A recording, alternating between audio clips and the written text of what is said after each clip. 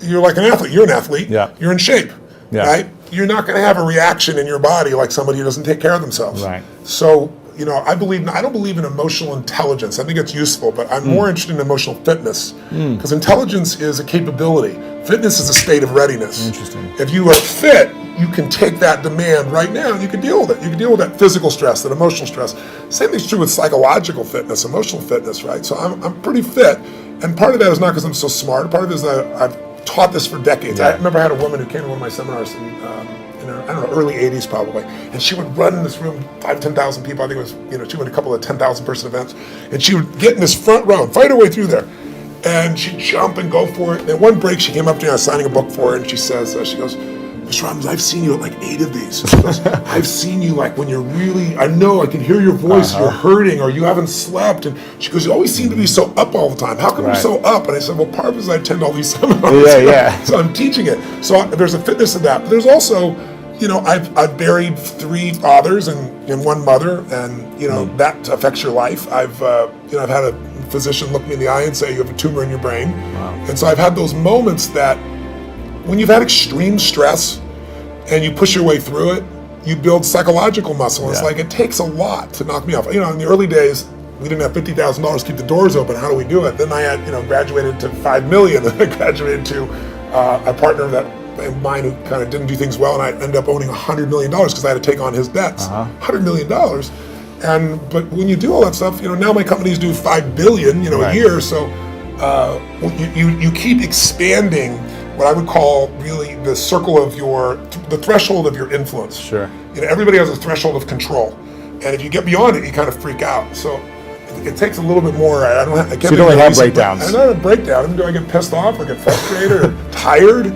Yeah, but a breakdown, honestly, no. When I've had challenging times, I have so many tools. Yeah. I pull them out. And mostly it's just like you as an athlete. You don't just physically break down. Right. You take care of yourself. So you're constantly training that. I think most people don't train their mind and emotions. It's like I think the most powerful muscles to me are not physical. They're as strong as important as they are. It's like faith is a muscle, courage is a muscle, determination is a muscle, playfulness is a muscle. Passion unexpressed weakens. Faith untested gets smaller. Yeah. So I'm always, I call it deep practice. I'm always pushing myself to the edge, and pushing yourself to the edge makes you stronger. Yeah. Well, Sir John Templeton is probably one of the greatest investors in history. People don't know his name. He started out with nothing. He wasn't Sir. He wasn't from another country. He came from the U.S. And he decided that he wanted to understand wealth, and so he saved $10,000, a huge amount of money in those days. And when Hitler invaded Poland, he developed a belief. His belief was, you make your money in times of maximum pessimism. Like if you were around in 2008, 9, you remember what it was like, right? Yeah. You could have bought, the Sands in Las Vegas, you could have bought their stock for $2.28. Today it's $67. Wow. It's a 3,000% return. It's not bad.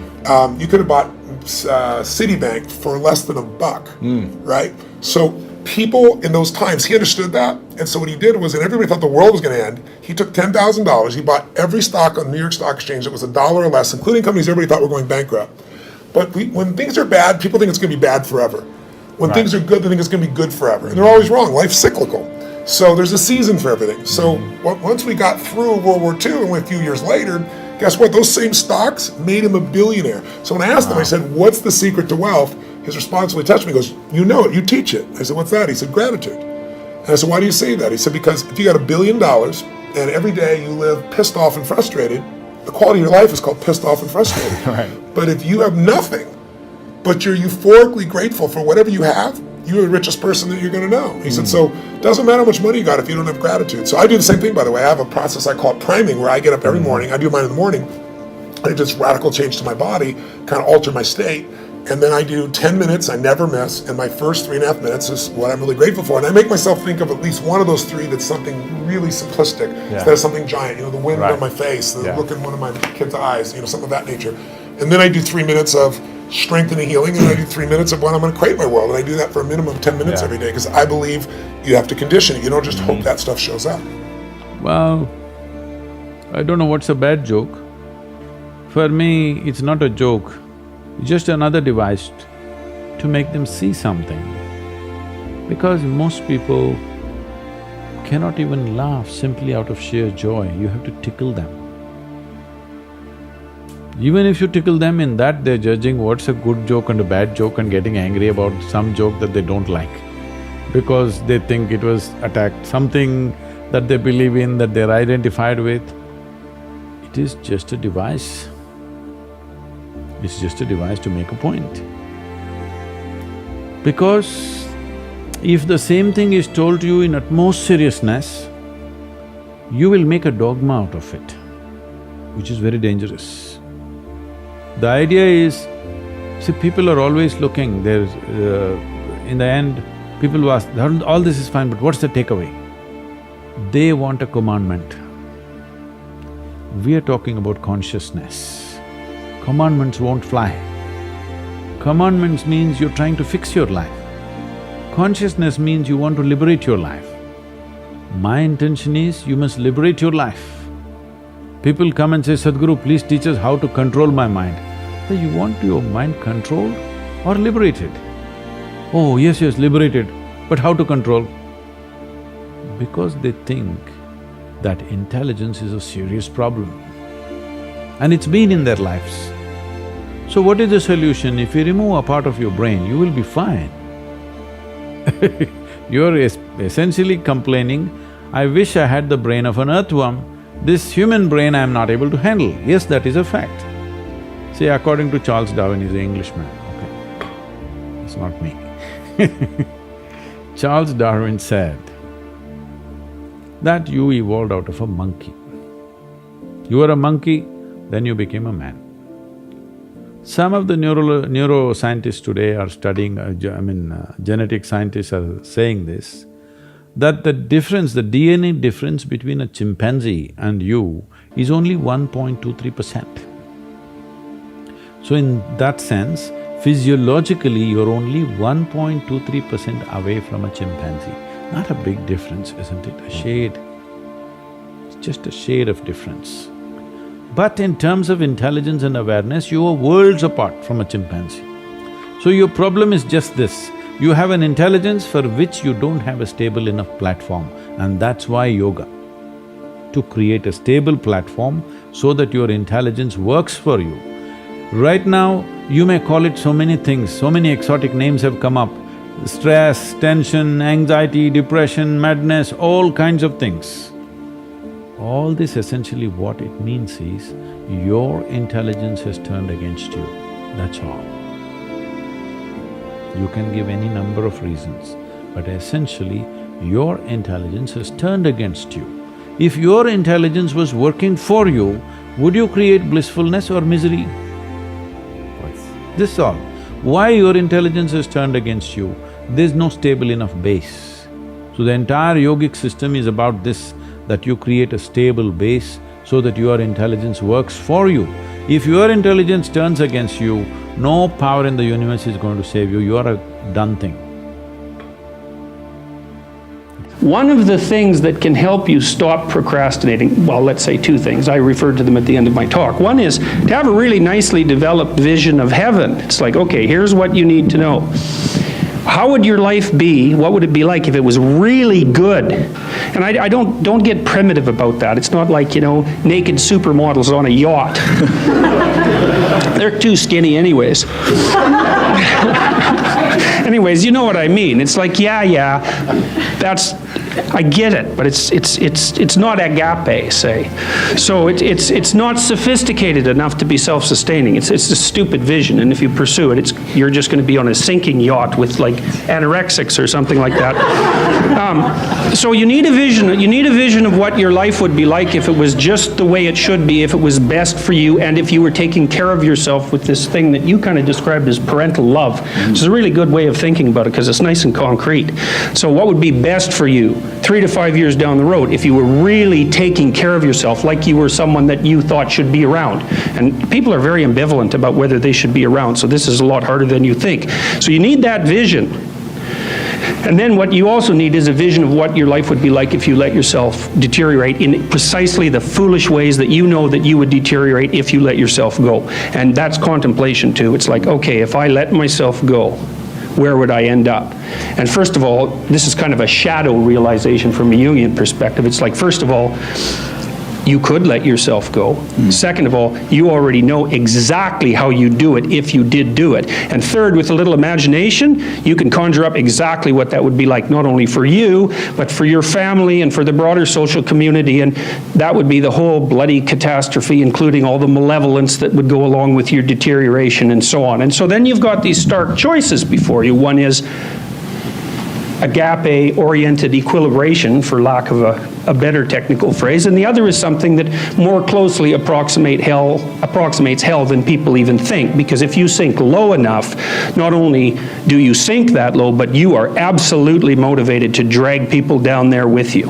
And it's a nasty, nasty state of affairs. And so if you're really terrified of that, like you should be, because you've drawn the causal connections, and you're really attracted by the other, then when you sit down and you don't do what you're doing, what you're supposed to be doing, you don't get to say, well, it doesn't matter. And that's the salience landscape issue. It's like, no, no, no. The little voice in the back of your head that says it matters, it sees those outcomes down into the future, and it's telling you that it matters. And if you would like the positive outcome over the negative outcome, which is, like I said, your constant choice, you bloody well better sit down and do what you're supposed to. And so that's really helpful. That'll, I think, you know, what is it? Fear of God is the beginning of wisdom. It's like, yes, that's absolutely right.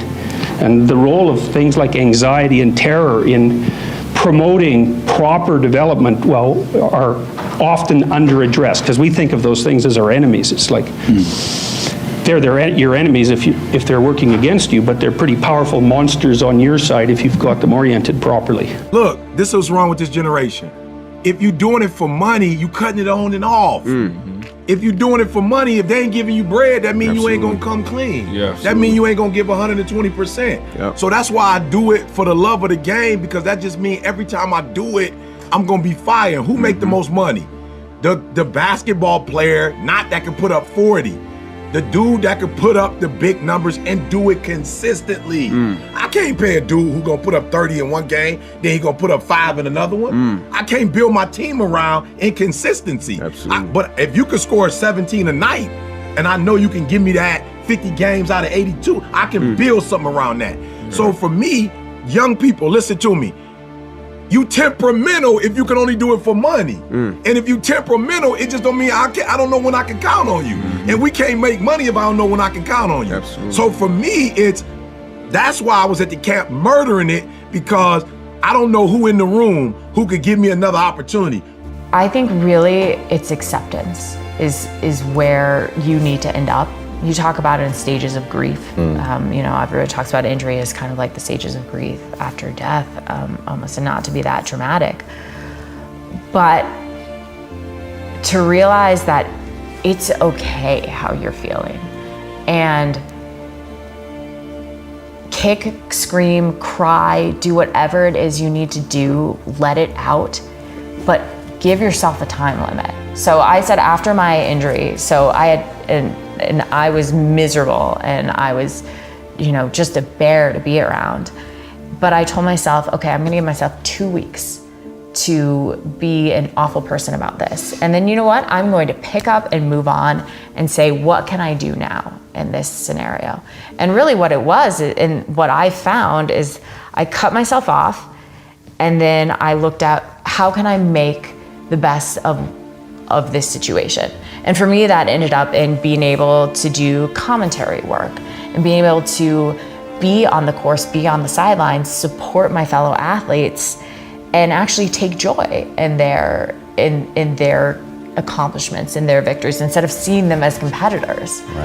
And so it's about reframing what you can do in that moment. For instance, I realized very early on when I was trying to become an attorney that I always had this notion that I wanted to be a prosecutor and on stage and things like that. And I realized I don't do public speaking very well, and that I would seize up, and it was awful for me. So I had to. Because I've seen you do public speaking very, very well. But it's one of those things that I've had to cultivate. And it's one of those things that I've had to practice. And so I think that the hard things, you know, cultivate that mental toughness. And people say, okay, well, how do I make it a habit? Or how how do I cultivate mental toughness? And I say that, well, that's what you do. You make it a habit, is that you don't give yourself the option, and something you pick something, put it into your routine, whether it's waking up 30 minutes earlier every day so you can actually get out the door to move your body, and you just don't think about it, and you don't give yourself the option to not do it.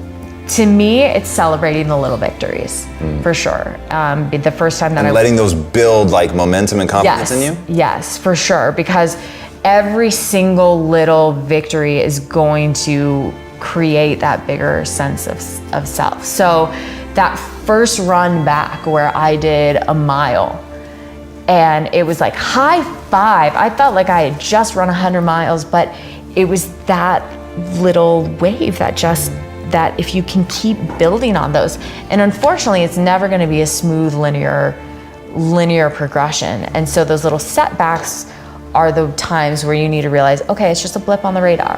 And so it's kind of going to look like this, but as long as you can kind of see that goal towards the end and embrace that process, that's really how I've been rebuilding it. To become successful faster, you first need a roadmap for your career. After all, you can't take shortcuts if there's no end point in mind. The definition of success is different for everybody, so it's important to get clear on your personal goals. What do you want to achieve in your career? Be as specific as you can, because it's only when you define concrete goals that you can create actionable steps toward them. Big, long-term goals help you create a framework for your career. With goals in mind, you can create mini goals that act as achievable milestones. By setting the bar high, you'll always have a source of motivation to work hard, which will help you become successful. What if I told you that you could simplify your life and remove roadblocks that are keeping you from becoming successful by doing less?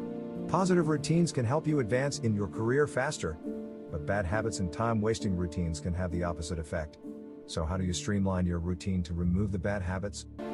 First, consider all the things that take up your time that are not helping to further your career. You know, things like checking Twitter every few minutes, or browsing on Amazon when you should be working. Once you identify these time sponges, work hard to either eradicate them or at least keep them in check. It takes discipline to remove distractions, but you'll be able to focus more, which will get you where you want to go career-wise a whole lot faster.